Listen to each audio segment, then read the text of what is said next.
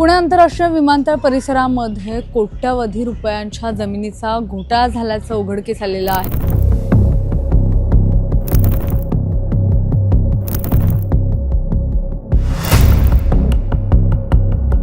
2007ला development agreement झालं आहे। आज 2026 पर्यंत फक्त 2 बिल्डिंग अर्धेदुरे बांधून त्यांनी सोडून दिलेले आहे। जे रुनवाल डेव्हलपर्स होतं त्यांच्यावर बंधन होतं की ती ही जागा जी आहे म्हणजे डेव्हलपमेंट राईट्स जे आहे ते कोणालाही असाइन करू शकत नाही सतीश मित्तल किंवा त्यांच्या लीगल हेअर्सच्या कन्सेंटशिवाय। एक महत्त्वाची अट होती जॉईंट व्हेंचर ॲग्रीमेंटमध्ये, पण त्यांनी विदाऊट ह्यांची काही कन्सेंट न घेता आणि अनरजिस्टर्ड डॉक्युमेंट एक रुनवाल अपार्टमेंट्स प्रायव्हेट लिमिटेड ह्या कंपनीला हे त्यांनी असाइन करून पुणे आंतरराष्ट्रीय विमानतळ परिसरामध्ये कोट्यवधी रुपयांच्या जमिनीचा घोटाळा झाल्याचं उघडकीस आलेलं आहे आणि या संदर्भात ज्यांनी फिर्याद दिलेली आहे तर त्या फिर्यादींकडून गुन्हा दाखल केला जात नसल्याचं माहिती आता समोर आलेली आहे। या प्रकरणात एका नामवंत बांधकाम व्यावसायिकांवर फसवणूक आणि बनावट कागदपत्र तयार केल्याचा गंभीर आरोप करण्यात आलेला आहे। या सगळ्यावर आता पुणे पोलिसांच्या भूमिकेवरही थेट बोट ठेवलं गेलेलं आहे, कारण न्यायालयाकडून आता थेट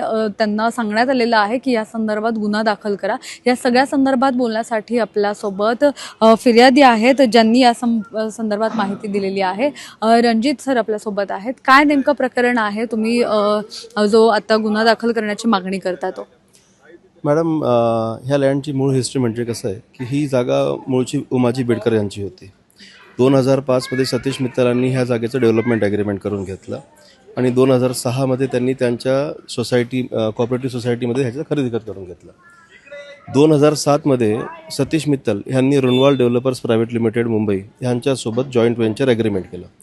जॉईंट व्हेंचर ॲग्रीमेंटमध्ये रुनवाल ॲज अ डेव्हलपर त्याच्यामध्ये आला। आज पूर्ण बांधकाम करण्याचे खर्च आणि हे सगळी जबाबदारी रुनवाल डेव्हलपरची होती आणि सतीश मित्तलांना त्याच्यामध्ये 48% हा शेअर मिळायचा होता। त्यांना फक्त TDRचा खर्च करायचा होता आणि बाकी सगळं खर्च रुनवाल डेव्हलपर्स यांनी करायचा होता।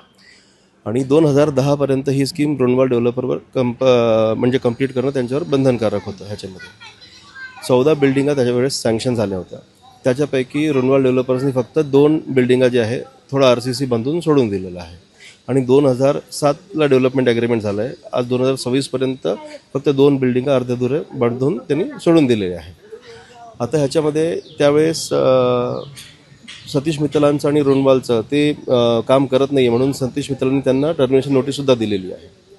नंतर 2016मध्ये सतीश मित्तल यांचं कॅन्सरमुळे निधन झालं। त्यांच्या 5 लिगल हेअर होते। 5 पैकी 4 लिगल हेअरचं शेअर त्यांनी आम्हाला रजिस्टर्ड असाइनमेंट डीडने दिलेलं आहे, म्हणजे ते जे त्यांना भेटणार होतं ते त्यांनी आम्हाला असाइन केलेलं आहे। त्याच्यानंतर आम्ही रुनवाल डेव्हलपर्स यांना संपर्क केला आणि त्यांच्यासोबत परत जी AOP तयार झाली होती जॉईंट व्हेंचर ॲग्रीमेंटमध्ये ते रिकॉन्स्टिट्यूट करून प्रोजेक्ट पुन्हा सुरू करण्यासाठी आमचं बोलणं सुरू झालं। तो 2022 पासून 2025पर्यंत आमचे बरेच ईमेल आणि व्हॉट्सॲप मेसेजेस त्यांच्यासोबत आहे की तो प्रोजेक्ट त्यांनी परत सुरू करावा म्हणून।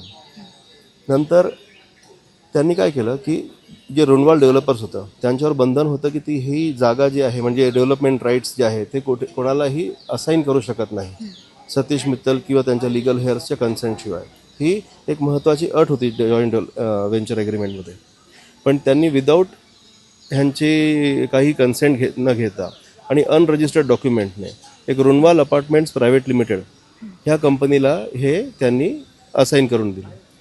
तो डॉक्युमेंट न रजिस्टर्ड आहे ना तो डॉक्युमेंट नोटराइज्ड आहे। एक बॅक डेटेड डॉक्युमेंट त्यांनी तयार केलं आणि ते रुनवाल अपार्टमेंट्स प्रायव्हेट लिमिटेड ह्यांना ते अनरजिस्टर्ड डॉक्युमेंटने असाइन करून दिलं। आता काय झालं आहे की जे रुनवाल अपार्टमेंटचे जे हे डायरेक्टर आहे सुबोध रुनवाल त्यांनी आता अचानक अशी भूमिका घेतली की ज्या दिवशी सतीश मित्तल वारले त्या दिवशी ही जी रुनवाल वंडर व्हेंचर AOP आहे ही त्यांची स्वतःच्या एकट्या सोल मालकीची झाली। म्हणजे कोणाची झाली? अगोदर रुनवाल डेव्हलपर्स प्रायव्हेट लिमिटेडच्या मालकीची झाली आणि मग रुनवाल डेव्हलपर्स ह्यांनी जे आहे हे पूर्ण 100% अधिकार ह्यांना असाइन करून दिलेले आहे असं सुबोध रुनवालचं म्हणणं आहे। पण रुनवाल डेव्हलपर्सने असा स्टँड कधी घेतलेला नाही आहे, न त्यांच्या असाइनमेंट डीडमध्ये असं काही लिहिलेलं आहे, न त्यांना असे कोणते अधिकार आहे की ते आमचे राईट त्यांना देऊ शकतात। तर सुबोध रुनवालने असं क्लेम करण्यास सुरुवात केलेली आहे की आता ही जागा पूर्ण जी आहे ती माझ्या एकट्याच्या ओनरशिपची झालेली आहे, हे पूर्ण डेव्हलपमेंट राईट्स मला एकट्याला मिळालेले आहे, जे कोणत्याही कायद्यात बसत नाही। ह्याच्या विरुद्ध आम्ही इथे दिवाणी न्यायालयात आम्ही गेलो होतो. आम्ही त्याला टर्मिनेशन नोटीस दिली आणि आम्ही सेक्शन 9ची प्रोसिडिंग फाईल केली. त्याच्यामध्ये माननीय न्यायालयाने स्ट्रॉंग ऑब्झर्वेशन दिलेले आहे की ही जागा सतीश मित्तलांच्या डेथच्या नंतर त्यांच्या लिगल हेअर्सलाच भेटणार आहे आणि आमचं असाइनमेंट डीड पण कोर्टाने मान्य केलेलं आहे.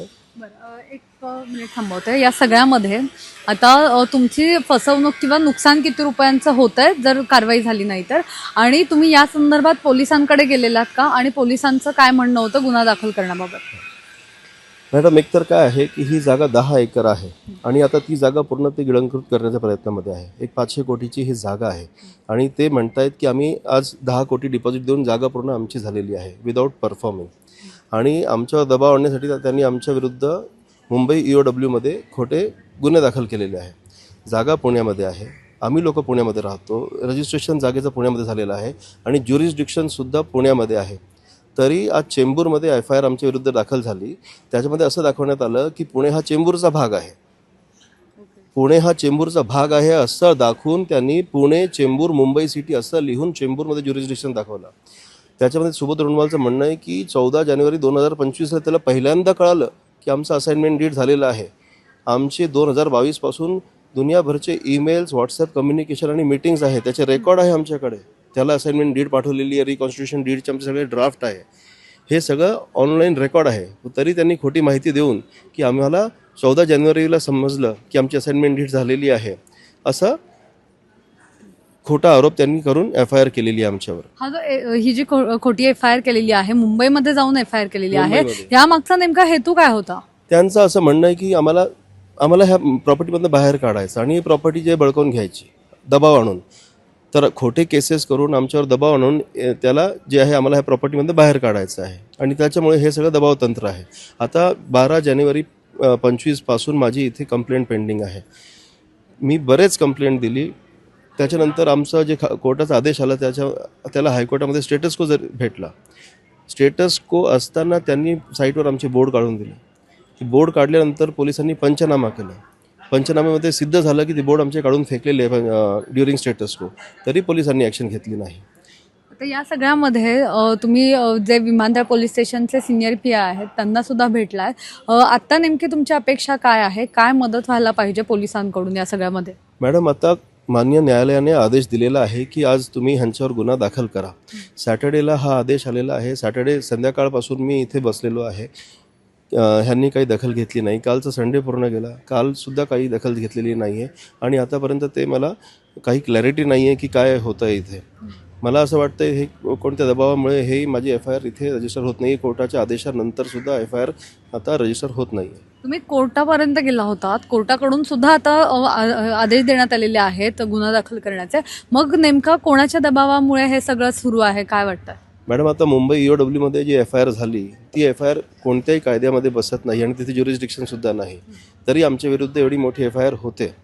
आता तो कोणाचा दबाव आहे ते मला माहीत नाही, पण आज ही पण FIR कोर्टाच्या आदेशानंतरसुद्धा जर रजिस्टर होत नसेल तर तो दबाव काय आहे आता तो मी सांगू शकत नाही. नक्की. तर हे प्रकरण नेमकं काय आहे ते आपण यांच्याकडून जाणून घेतलेलं आहे आणि त्यांच्या म्हणण्यानुसार त्यांनी याआधी सुद्धा गुन्हा दाखल करण्याचा प्रयत्न केलेला आहे, मात्र कुठलीही दखल घेण्यात आलेली नाही आहे. आणि आज म्हणजे शनिवारी या सगळ्या संदर्भातला आदेश दिलेले आहेत पुणे विमानतळ पोलीस स्टेशन जे आहे, तर त्यांना जो तक्रार आहे तर ती दाखल करायला सांगितलेली आहे. आपण स्वतः जाऊन आत जे सिनियर PI आहेत त्यांच्याशी बोललेलो आहोत, तर त्यांनी सुद्धा जी माहिती दिलेली आहे त्यानुसार शनिवारी रात्री उशिरा हे जे पत्र आहे तर ते आलेलं आहे आणि त्यानंतर काल रविवार होता, आज सोमवार आहे, आज सकाळी यांच्याशी त्यांचं बोलणं झालेलं आहे हे सुद्धा त्यांनी सांगितलं. मात्र आता या सगळ्यानंतर तरी गुन्हा दाखल होतो का आणि ते जे 5 जण आहेत तर त्यांच्यावर कारवाई होते का हे पाहणं महत्त्वाचं असणार आहे. कॅमेरा पर्सन अजय गांगुर्डेसह मी मोना येनपुरे, सिविक मिरर, पुणे.